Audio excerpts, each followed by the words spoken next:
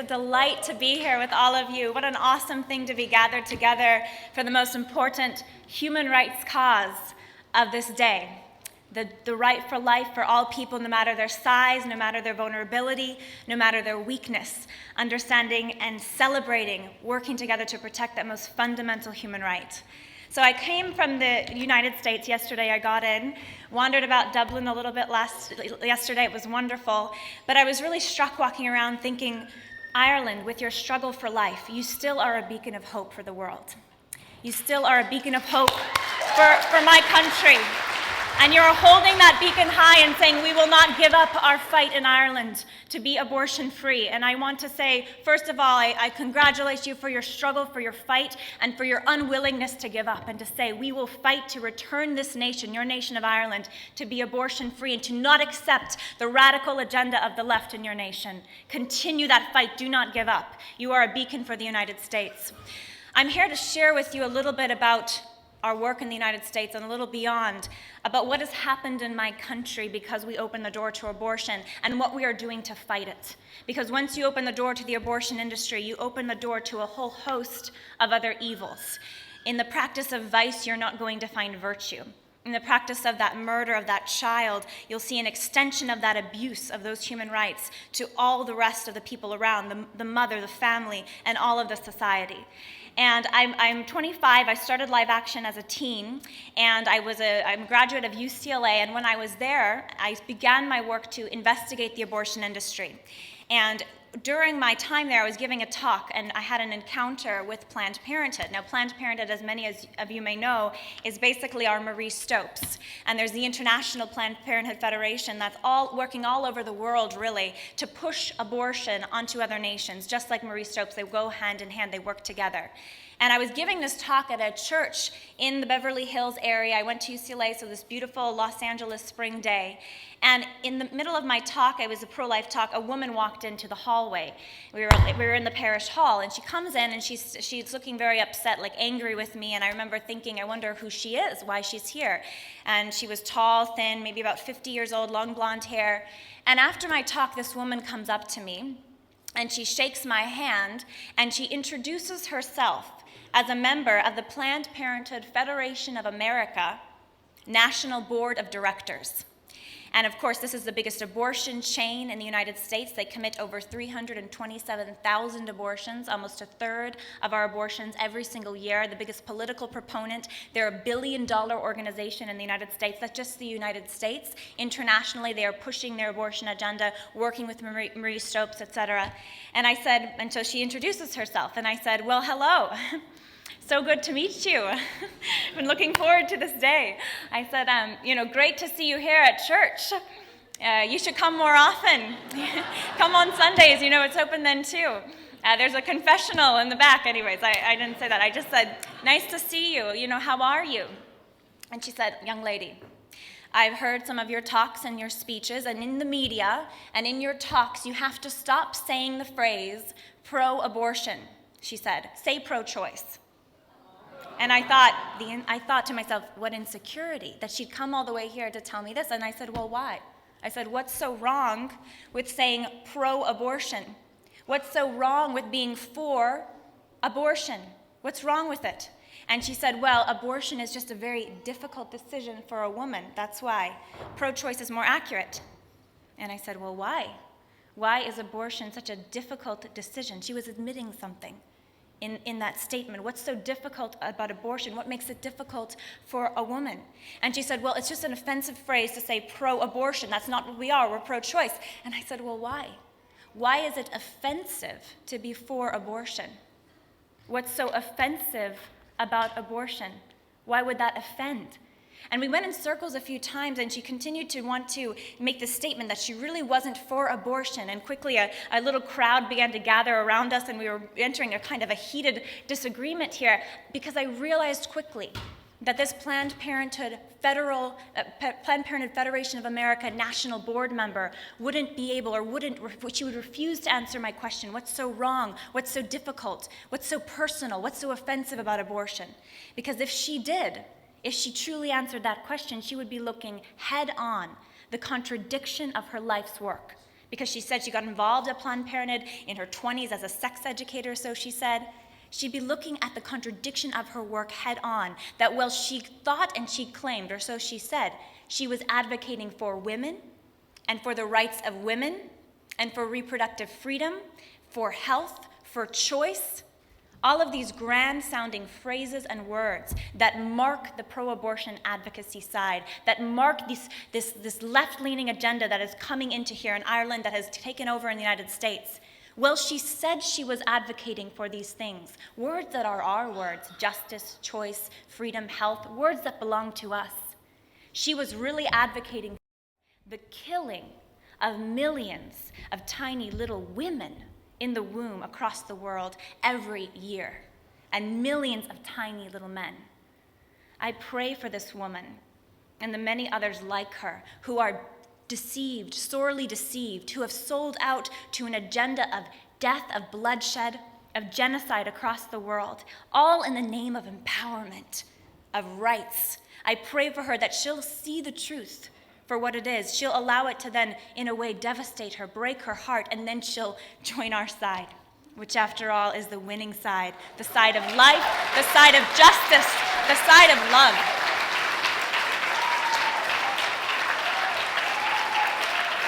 And you know, it's happening. It's happening. When the image of the child, the victim, enters into the public debate, the public discussion, when the truth about the abortion and the abortion industry, what the abortionist actually does to a child, to a woman, enters in, is injected into the public discussion and discourse, when that happens, our side wins. When the truth gets out there, we know, Jesus says, it sets people free.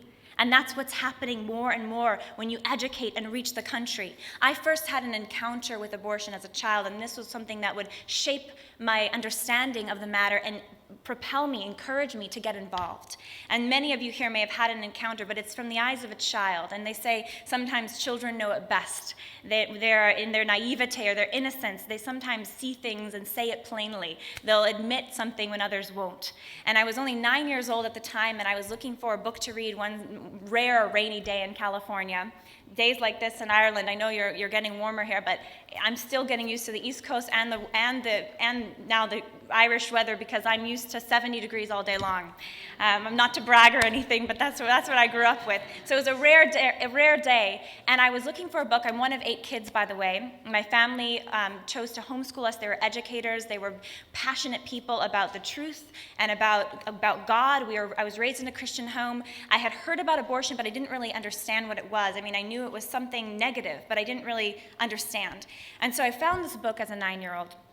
I had this encounter, and the book was called A Handbook on Abortion by Dr. and Mrs. Wilkie. It was it looked like a very old book. I pulled it out from the bottom of the shelf, and I remember thinking, wow, this book must be from, the 1980s or something. This is a history book here. Had a very not that was too long ago, but for me it was history. And I pull it out, and it falls open to the center, where there are images. And in shock and horror, I closed the book and I pushed it away. I don't want to keep looking at what I'm looking at. And many of you have seen, and we actually saw images earlier, like this one. It was actually a child, maybe 10 weeks old, first trimester, when most abortions happen, although they happen through all 9 months in America. And this child had newly forming arms and legs, a newly forming little face, but this child had been the victim of a first trimester section abortion. And my heart was cut, and I was horrified. I closed the book and I pushed it away. I was horrified by this image, and I went to my mom and found her in the kitchen, and I showed it to her, and I said, is this real? Is this really happening? And of course, in my naivete, I said, how could anybody do this to a baby? I could even see the humanity in that first trimester, the amazing development of that child, and I was moved by it. Any child seeing those images, they're disturbed. It's a moving experience, even for an adult. As I got older, I wanted to learn more. Why is this happening? How often does it happen? I found out that in the United States, it's happening over 3,000 times a day, over 1 million times a year. Even as the numbers go down, the numbers are still rocket high. And I thought, something burned within me. I said, how can we allow this to continue? I began to study, as I got older in my early teens, the international relations. I was in my classes learning about different things in the world, injustices, human rights abuses that we face maybe in our countries or are happening in other countries. I learned about the AIDS crisis in Africa, homelessness in America, foreign wars, problems. You turn on the television and there's problems. The media is eager to report on many problems, famous murder trials, you name it. But I couldn't see an abuse, a horror greater than the one that I had seen at 9 years old, the image of that child. Because I came across the writings of Blessed Mother Teresa of Calcutta, and of course you're all familiar with her, everyone is. She's loved on both sides of the political aisle. She was awarded the Nobel Peace Prize for her advocacy. She's this expert on peace. And before crowds of both sides of the aisle, politicians, whenever she had the opportunity, she would speak strong words about abortion. And at the 1994 National Prayer Breakfast in the United States, before Bill and Hillary Clinton and other dignitaries that are not so pro-life, she directed these words, this expert on peace, this little nun. She said, "The greatest destroyer of peace in the world is abortion. The greatest destroyer of peace in the world is abortion." And she went on to say, "In a nation where a mother can kill her own child, what is left but for you and for I to kill one another?" And those words as a young teen struck me deeply, because I thought, if we allow, as Mother Teresa is saying, the killing of that child, the child when they are the weakest, if we strip the child of the most fundamental human right, what is left for the civilization? We have ruptured one of the most founding principles, the most founding principle, the most fundamental human right we have violated, not for the strong man, not for the person who can protect themselves, but for the weakest member of the society. Not just the infant who can at least scream and cry for help, but the child when they are unseen, hidden from society, meant to plead in the safe harbor, the safest place, and who doesn't even have the ability to cry out in the pain that they experience, who's too small, who is unseen. And I thought, I must do something about this. So as a young teen, and many of you here may have had this commitment experience that I have to do something for this cause. I have to do something. I cannot be silent. I cannot remain inactive. And I was young, so I didn't know what I was getting myself into, the young and foolish. But I said, God, use me. Use me to do something about abortion. And it's dangerous to ask God to use you to do anything. And proudly, as many of you know, because God is good. God is good, and we can say that God is good, and God is a God of justice and mercy. And I believe that we should not be pushed by the secularists to discount God and to throw him out of the equation, because we have our human rights. We're endowed by our Creator. Our Declaration of Independence says, by a God, by our Creator. We are endowed with inalienable human rights, and the first of which is the right to life. This is a law that's higher than any law the government can create.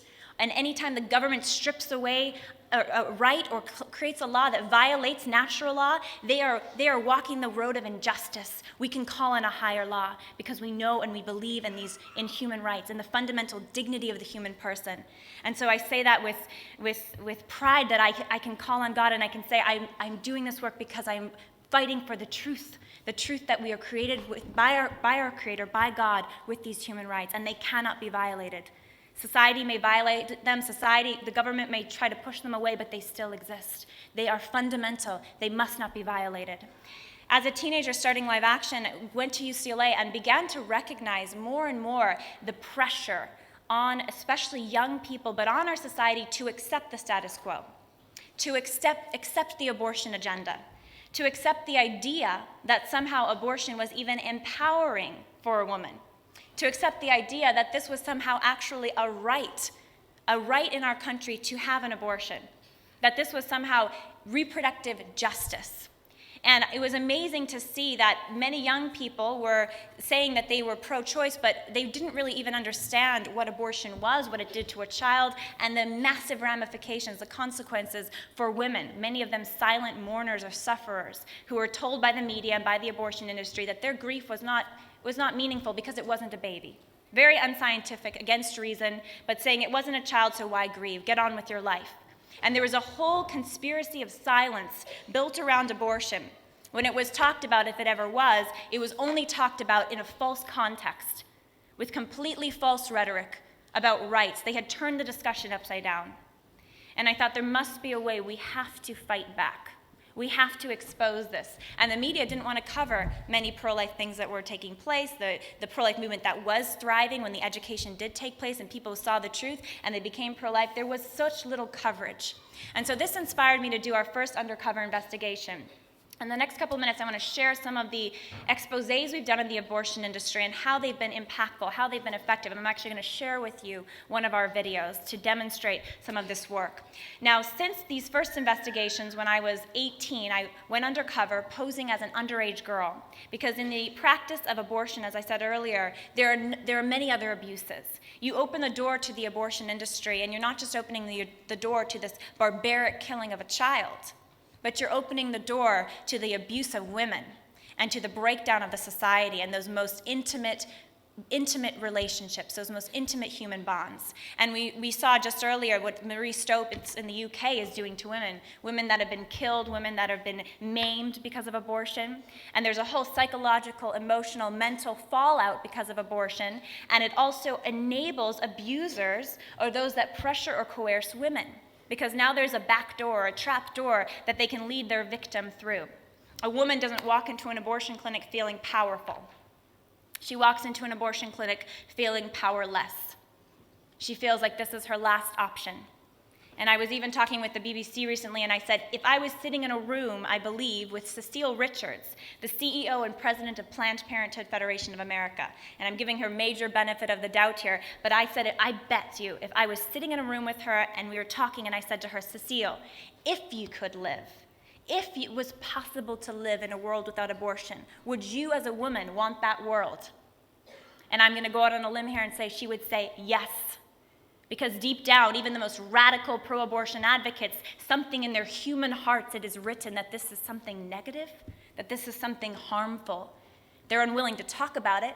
They're unwilling to admit most of the negativity and the harm, of course, the killing, the injustice. But something, even in the most radical advocate, there's something that still jars them about it. And it definitely jars the vast majority of people. Everyone, I think, when they're honest, is jarred in some way. What is it that jars them? Well, it's the deepest injustice of it, that it's the killing of a child, but the recognition that something is lost. And for that woman, something is hurt. And so there's so many lies. A male abortionist, often with a criminal record practice, they couldn't get jobs elsewhere. Sometimes they set up these wooden paths. It's a complete lie. It's a complete sham. Become the second victim of an abortion. Ask, don't tell policy about sexual abuse for underage girls, for girls as young as 13. They did a survey on telephone. The girl said she was 13, and they said, we have a don't ask, don't tell policy. And it's required by law to report abuse in the US and in many different places, different kinds of laws, but ultimately to protect the young child, the young girl. But instead of protection, abortion becomes a tool for further abuse. So my first investigation was another sunny day in LA. I was posing as an abuse victim, 15 years old. It was my first stab at investigative journalism. I had a camcorder in my purse, a voice recorder in my blouse. It was very low tech at the outset. I didn't really know. I thought I would discover abuse cover-up, but I didn't realize how quickly I would discover it. The first clinic I went into, a beautiful abortion clinic that they had strategically situated in a nice shopping area that leads up to the ocean, above a coffee shop in Santa Monica. And it's an area where a lot of college-age girls and teenagers frequent, so they have the Planned Parenthood abortion clinic above the coffee shop. And I get off, this is what happens, we open the door and now they're setting up in our own shopping malls near our churches, our schools. I get off the elevator, I'm on the second floor, I stop for a minute, I'm looking into this waiting room. There's all these women sitting there. I remember thinking that they didn't look very happy. One of the women looked like she was about to cry. I remember thinking that as I looked at these women, for some of them I wasn't just looking at one life, but I was looking at maybe two lives. And in the clinic on that day, the cycle of death or the appointment for death would be begun, and one of those people wouldn't make it out alive. And on the wall of the clinic it said Esperanza, which means hope in Spanish. And I thought, this must be the most hopeless place in Santa Monica. Again, the outright lies, choice, freedom, empowerment, hope, Esperanza, on the wall of an abortion clinic, taking our words, Words that are ours to use, people that respect human rights, and putting them on the wall of an abortion clinic. I walked up to the check-in counter, they buzzed me in, I said, I'm 15, can I talk to someone? Long story short, she takes me behind the check-in counter, she says, what's really going on? I said, I'm only 15, I said, he's much older. And in that clinic, I said, he's 22. Later on in other clinics, I would say he was as old as 31 years old, and I was only 13. I mean, making the age gap so great that anybody in their right mind would say, what's going on? But instead, the Planned Parenthood worker at that clinic and many others after laughed. And she said, just figure out a birth date that works. She told me to lie about my age on the paperwork, said that I was older than I really was, and she would give me a secret abortion. After that first investigation, that same day we went to a second clinic, and what I want to share with you is a line of the counseling that's used in some of these clinics in order to encourage women to have an abortion, effectively sell abortion. Remember, these are $500 in the US, up to $10,000 if it's in the late term. And this woman looks at me and she says, when I was 16, I got pregnant. And I said, really? And she said, when I was 17, I got pregnant. And I said, really? And she said, yes. But I had the baby. And I remember thinking, wow, this is great. She had the baby. What a great thing. You know, maybe she's pro-life undercover at the abortion clinic. I'm pro-life undercover. I'm not really pregnant. Who's going to tell the other person first? And she said, I had the baby. I said, you did? And she said, yes. But if I could do it again, I would do it very differently. If I could do it again, I would not continue the pregnancy. And my son, you know, he's 16 now. But kids cost a lot. She said, the economy's not doing too well. She was telling me as a vulnerable young girl that I should have this abortion because even her who didn't have it wishes she could go back in time and now kill her 16-year-old son. After those investigations, and in the last 7 years, we've been investigating all over the country and even internationally, working to go undercover and expose not just sexual abuse cover-up, not just misinformation, not just coercive counseling, but even the willingness to aid and abet sex traffickers. We sent in actors posing as the traffickers of girls as young as 13 and 14, talking to the Planned Parenthood workers and managers saying, we want to make a deal with the clinic, we want secret abortions, birth control, STD testing, and the Planned Parenthood workers laughing, agreeing to make a special deal. Put down that they're students, the sex slaves, and we'll give you a discount. Our latest investigation just of last year documented the late-term abortion industry particularly and their willingness even to commit infanticide, to kill children who survive abortion attempts. You've all heard about Kermit Gosnell. Well, the media was often silent on him, and when they ever did mention anything, they would claim he's an outlier. Planned Parenthood, NARAL, NOW, the pro-abortion groups, he's an outlier. We don't work with him. He's just one of a kind that would do such heinous acts. Of course, just a few inches of birth canal and it's a child, and then it's not a child. It's a child when it's born, but just seconds earlier it wasn't a child. It can be torn apart, it can be injected with poison, this human life. I mean, it's complete irrational thinking, but that's what they were saying. Well, we don't identify with those that commit infanticide. And yet throughout the abortion industry, infanticide does happen, and the very folks that claim that they have nothing to do with it advocate for it. And I'm going to show you one of our videos now, a clip from it of an encounter one of our undercover investigators had in the late-term abortion industry. This was a very brave mother, first-time mom of her unborn child. She was in the early 3rd trimester. The child was basically old enough with medical care to survive an abortion attempt, which is why we set the scenario up that way. And during the Gosnell trial, before Gosnell was actually taken to the stand, before the trial, we had 3 different investigators, all of them in the early 1st trimester, going undercover across the country. And this is some of the findings. We can play the video now.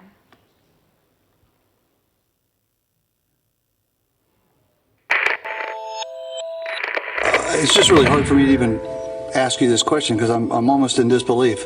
If a baby is born on a table as a result of a botched abortion, what would Planned Parenthood want to have happen to that child that's struggling for life? You're recognized. Mr. Chairman, well, we believe that any decision that's made should be left up to the woman, her family, and the physician. What happens in a situation where a baby is alive, breathing on a table, moving? What do your physicians do at that point? You're recognized. I do not have that information. I am not a physician. I'm not an abortion provider, so I do not have that information.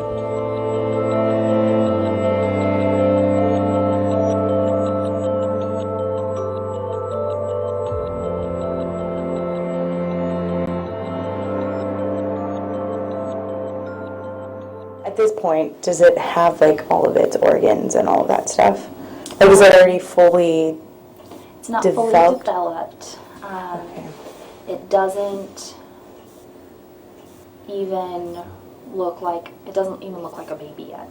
It doesn't? Technically, it has its organs. It has parts, like we all have parts, but it's not done.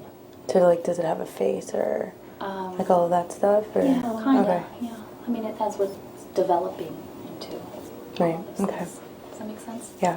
Okay. I don't want you to torture yourself. So if they use the suction, then there's possible movement when it comes out. Yeah, and sometimes after... Is it alive or? Sometimes they are, yeah.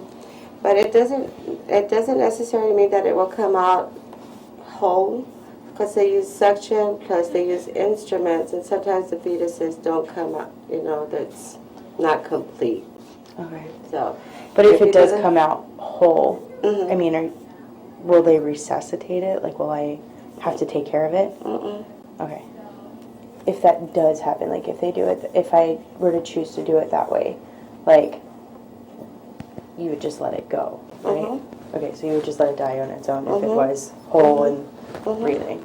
Yes? They Okay. do not resuscitate, Okay. yeah. Just let it die on its own and, Mm-hmm. okay. And the chances of it coming out with a heartbeat are kind of slim because, like I said, it's a procedure where they use instruments and suction, and it's most of the time they don't come out whole, Okay. But But if it does, then I don't have to worry about getting in trouble or no. taking a baby home. Oh no. I understand that you're not a physician, but you do represent Yes. physicians who do perform this activity.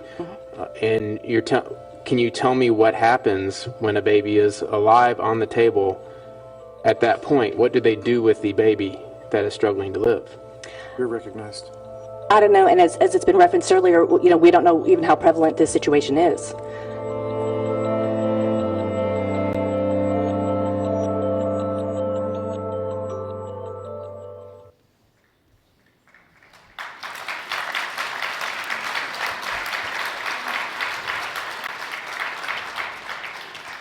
So that was just a sample of our findings, and in the last few years, as a result of these exposés, which have been even played on mainstream media, who often like to ignore pro-life stories, but ahead of time we meet with reporters, we meet with different crews, producers that work at the networks, getting this information on CBS Nightly News, or getting it on CNN, getting it in the Washington Post, descriptions of abortion, discussions about what abortionists or Planned Parenthood workers are saying to underage girls. These things it is possible to break through the media bias, and especially the power of new media and social media, getting these messages out there. It's amazing what you can do with what, like Declan Ganley was saying, a tweet or a news report, something that is independent, that gets out there to change people and to interrupt the pro-abortion silence or the pro-abortion lies.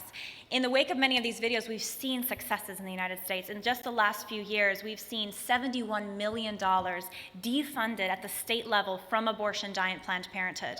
And this hadn't happened before, and is happening more and more. In the wake of the undercover video of the late-term abortion industry last year, we saw a 20-week ban pass in the U.S. House of Representatives, and then it passed into the state of Texas, and now it's being introduced in other states. So there is a legislative effort to chip away at the pro-abortion status quo and to put in some basic protections, although we have a long ways to go. In all of this, I want to continue to encourage all of you here doing your work, because in the United States, sometimes, even with the successes, it can be exhausting, because we think, look at all of the lives that are being taken, and look at all the lies that are being told. But in all of this, for myself and for our team, we come back to the remembrance or the image of even just one life, recognizing the beauty and the potential and the value of even one life. And I ask myself often, even if all my work or this labor went to go to save one life, it would all be worth it, right? It would all be worth it.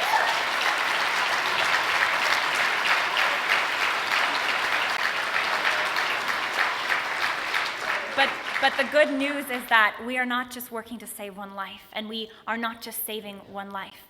But every time we advocate, and I believe that this is work that brings joy to the heart of God, our Father in heaven, because he longs for our nations to return to that fundamental understanding and embrace of the human rights that he gave us. He longs for us to restore our nations to justice and to the protection of the weakest, with whom God himself radically identifies.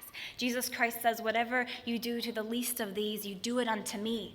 And whatever you do not do to the least of these, you do not do it unto me. So how we treat the unborn, God is saying, is how we treat him. But I believe with my whole heart that we are not just working to save one life, but that the future of the United States and the path that we're on now leads us to the complete restoration of protection.